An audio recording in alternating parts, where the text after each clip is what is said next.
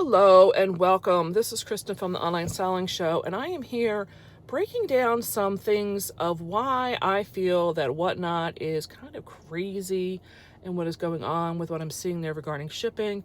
But for me to really delve down into it, I needed to get to some of the basics because I realized that there is a lot of new people to the platform who have not done e-commerce, and you probably have a lot of questions to be able to understand all the nuances of what I'm seeing on that platform. So I am starting what is this Conversations from the Driver's Seat, and this is going to be part 2 for the series because part 1 you have to understand is what the post office is seeing when they receive your package and how they're basing costs on what the particular item is you're trying to ship and how you presented that item to them for that service. Now in part 2, you may have made that determination, but now you get hit with the question up front, and this is with all sales platforms, is how are you going to charge for the shipping? There's usually one of 3, and the first is, do you offer it free? Do you offer free shipping? The second is the other extreme, is that the buyer pays for all of the shipping.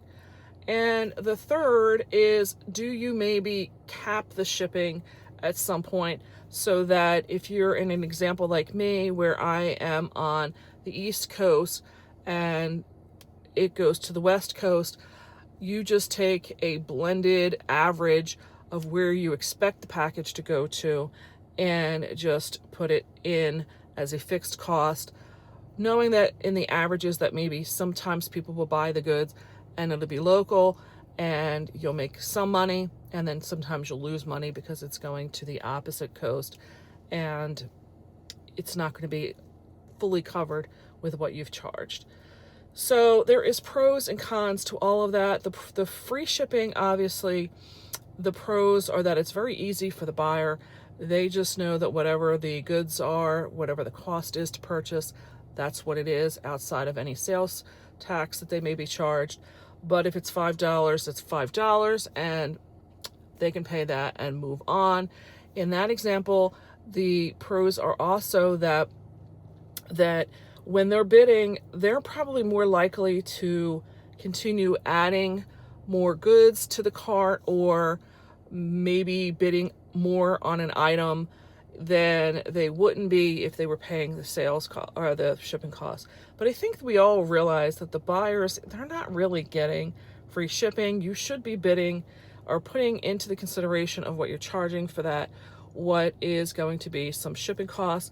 But, we have to, in that example, as sellers, we have to come up with an average of what we expect that item is going to ship for.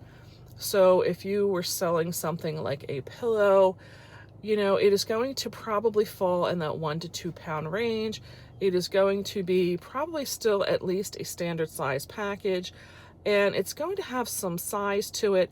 And for one pillow, maybe you're really able to factor in and say, you know what, $10 sounds like a good shipping cost. But what if somebody, there's decorative pillows, people want to buy 2 or 3 of those, and now you have to package them up, and that may get to be a rather large size package. And if you're going from the East Coast to the West Coast, you may now get into like a 50-pound package because now you're into dimensional weight, and you have to really understand what the shipping idea is, because you may think, well, that's only a 3-pound package. But then if you don't understand dimensional, so the cons on free shipping is I would not recommend it for people in the very beginning. Maybe if you are selling very small items or something to that degree, and it's going to be something that is the same weight over and over again, where you can really come up with some strong numbers to know where to calculate your averages from. The one where it is all on the buyer, you could run into that same problem, because if you don't, in that same example with the pillows, if you don't understand the shipping and you put in, let's say originally maybe one weight from 1 to 2 pounds, that may go in for like $17. And the buyer may say, well, I'm not buying this $20 pillow because it's now going to become this $37 to $38 purchase. The shipping is almost the same cost as the goods. And truthfully, if you had just presented it as, let's say, a $35 pillow, they may have been fine with it. When you break it out like that, it does give the buyer the opportunity to see the ratios of how much they're spending on a pillow versus shipping. And I think sometimes buyers do get a little bit, grandstanding on a soapbox with that. Well, I'm not paying that much for shipping. Whereas if it was all built in, they probably would not be that upset about it. So there's the two extremes on that, but the pros are that you were usually covered.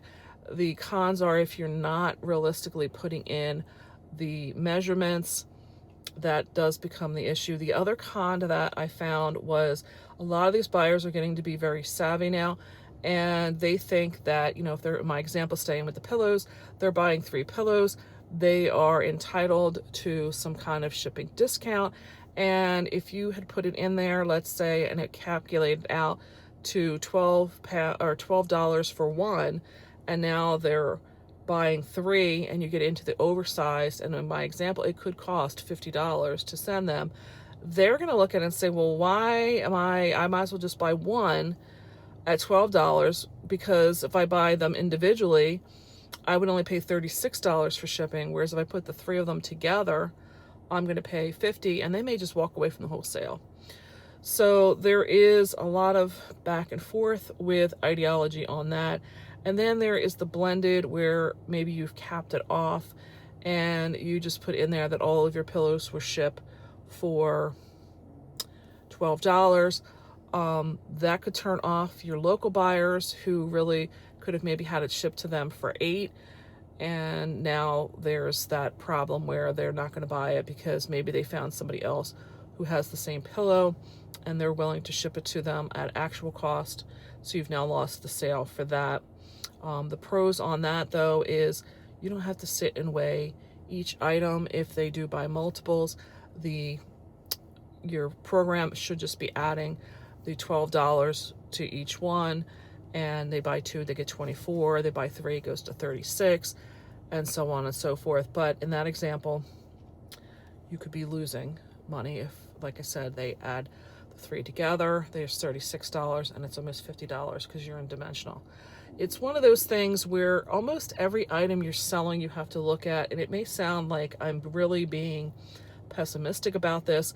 I'm trying to bring you the realities of what it is so you can make the most informed decision as to how you want to charge to your buyers. I have done all of these. I have also, I don't ship internationally. I have done away with that many years ago because honestly, the amount of international sales for the particular items I was getting to be very small, and it was not worth my time to just stay up on all of the regulations that were coming through it. But I will tell you that doesn't mean that you don't have to go through some of the ways of filling out forms and stuff, because I still ship to APOs, DPOs, that type of thing, and I still have to fill out the custom forms. Even though they may not be paying for a customs fee, I still have to go through that process. So I do still go through some of it.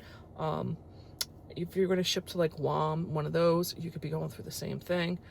So don't think that if you're not doing international that you are going to be completely not having to be up on some of those things. But that is another topic for another day. This particular topic was for you to weigh out what is going to be the overwhelming, I know getting started, that you don't want to be doing the money of it. So you may want to just give up a few sales to cover your butt in the shipping, because as I've indicated in the first one, shipping, if it's not the second highest, it will be probably very close to the second highest expense in a business that you pay.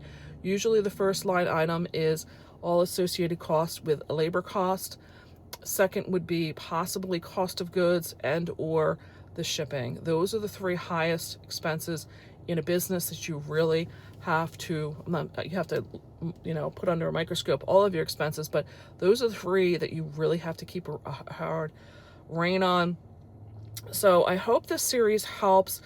I know it's very difficult you may have to listen to it a few times because, like I said, there is so many considerations as to making sure that you are a good diplomat in handling the presentation of how shipping is expressed to your buyers, but you have to understand the buyer psychology is going to fall into it, and I do it as well. There is a lot of times I have stopped making a purchase because I do see what the shipping costs will be and whatnot. They are not giving you the option of UPS and FedEx, and those 2 can really come in competitively at times, and you're not having that on that platform as an option. So I hope this gives you some good information to get your journey started.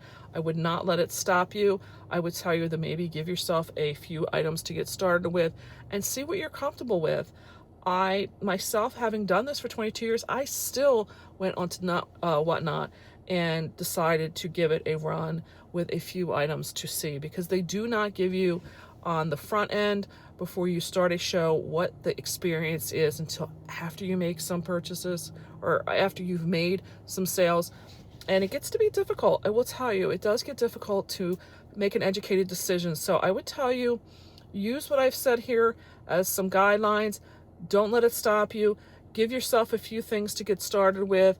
Maybe start with some of the lighter weight items so that you don't, if you make a mistake, it's not going to be the end of the world in dollars and cents, and give it a shot. Appreciate any comments or questions down below.